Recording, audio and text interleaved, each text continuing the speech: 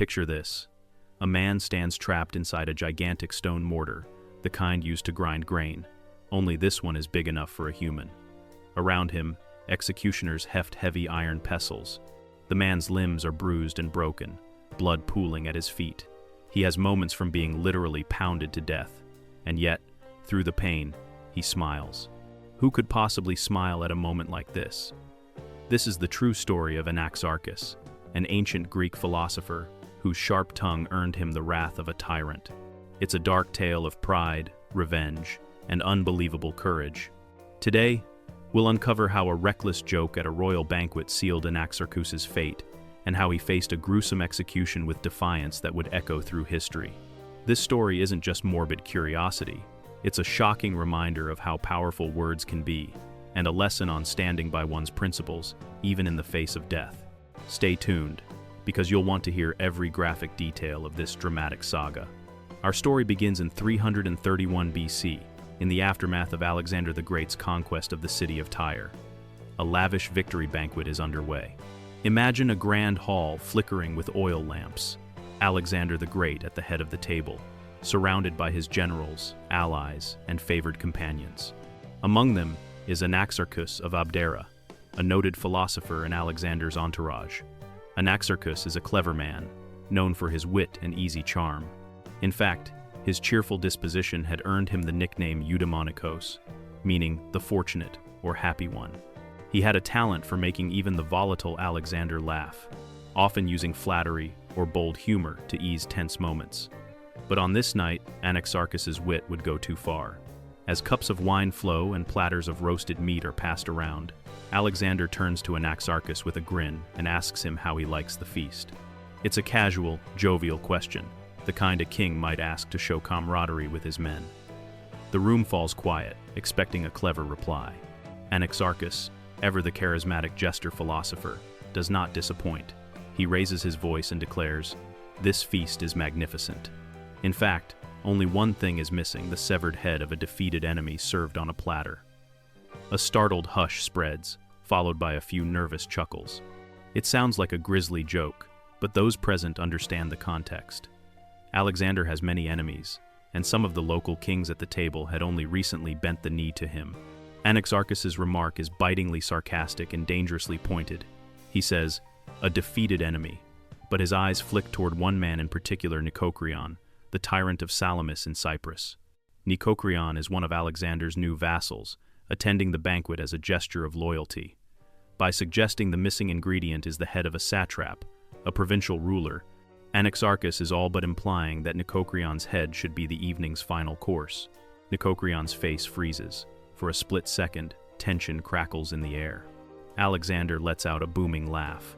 Perhaps he finds the morbid joke amusing, or perhaps he chooses to play it off to avoid conflict among his guests. The other guests force laughter as well. And Nicocreon, he manages a thin, sour smile, trying not to lose face. But behind his eyes, humiliation and fury boil. He's just been publicly mocked and threatened under the guise of humor. And he can't do a thing about it. Not here, not now. Alexander the Great is protecting Anaxarchus by his very presence, and Nicocreon, as a subordinate, must swallow the insult for the moment. Yet Nicocreon silently vows revenge. That night, as the laughter dies down and the banquet resumes its merriment, a seed of hatred is planted in Nicocreon's heart. He will not forget what Anaxarchus said. And Anaxarchus, perhaps he thought his joke was a grand success, or perhaps he didn't realize the mortal danger he had just invited. One thing is certain: he had no idea that his flippant words would one day cost him his life. Time passes. Alexander the Great continues his campaigns, and Anaxarchus remains by his side for a while, enjoying the favor of the most powerful man on earth. But fortunes change. By 323 BC, Alexander is dead suddenly, and his empire fractures into chaos. The mighty king's protection is gone, and old scores are waiting to be settled. Far away on Cyprus, Nicocreon has never let go of his grudge. This tyrant of Salamis is patient, and now the fear that once kept him in check has lifted. In the power vacuum after Alexander's death, Nicocreon grows bolder. He solidifies his rule on Cyprus, and no one stands between him and his hate for Anaxarchus. He must have wondered, Will fate ever deliver my enemy into my hands? Meanwhile, Anaxarchus decides it's time to head home after years of adventure in Asia. Perhaps he's sailing back to Greece, or traveling to another safe haven now that Alexander is gone. He boards a ship and sets out across the Mediterranean. We can imagine him on the deck of a wooden vessel, gazing at the horizon. Maybe he's relieved to leave the turbulence of court politics behind. He might even believe that the danger with Nicocreon has passed. After all, it's been nearly a decade since that banquet in Tyre. Surely Nicocreon wouldn't still hold a grudge, or would he? Out on the open sea, fate intervenes. A storm begins to brew. Black clouds gather, waves churn, and fierce winds whip the sails. The ship is caught in a violent tempest. The crew fights desperately to steer clear of danger, but it's no use. With a horrific crash, the vessel is thrown against rocky shores. Timber splinters, sailors are tossed into the raging sea. Anaxarchus and the survivors scramble onto land, drenched and shaken. As thunder rumbles and rain pours, they realize where they have washed ashore. In a sick twist of destiny, they are on the island of Cyprus, Nicocreon's domain.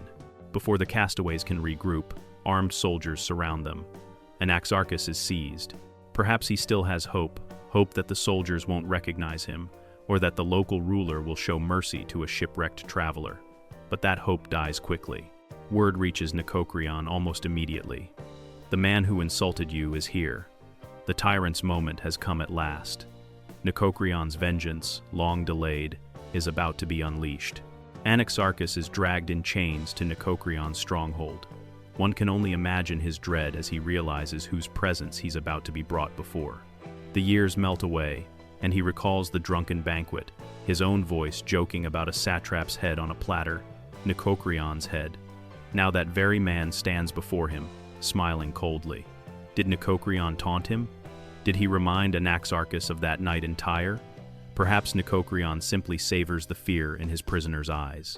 The philosopher, once a cherished guest at a king's table, is now at the mercy of a man he deeply offended. Nicocreon wastes no time in making his intentions clear. He intends not just to execute Anaxarchus, but to make him suffer unimaginably.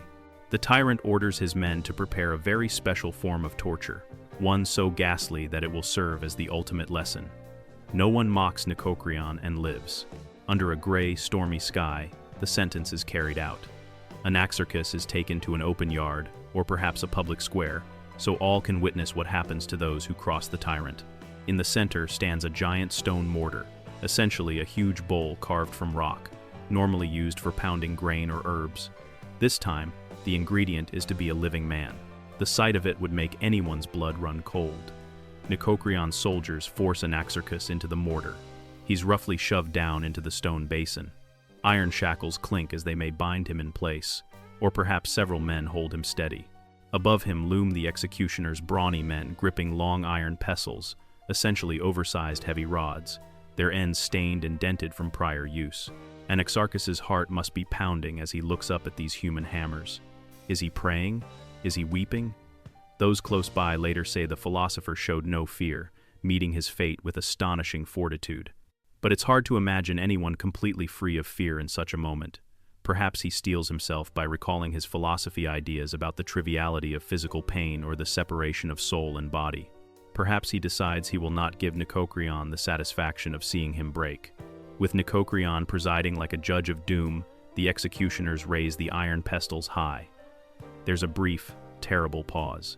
Then the first blow falls. Crack! The pestle slams down into the mortar with a dull thud.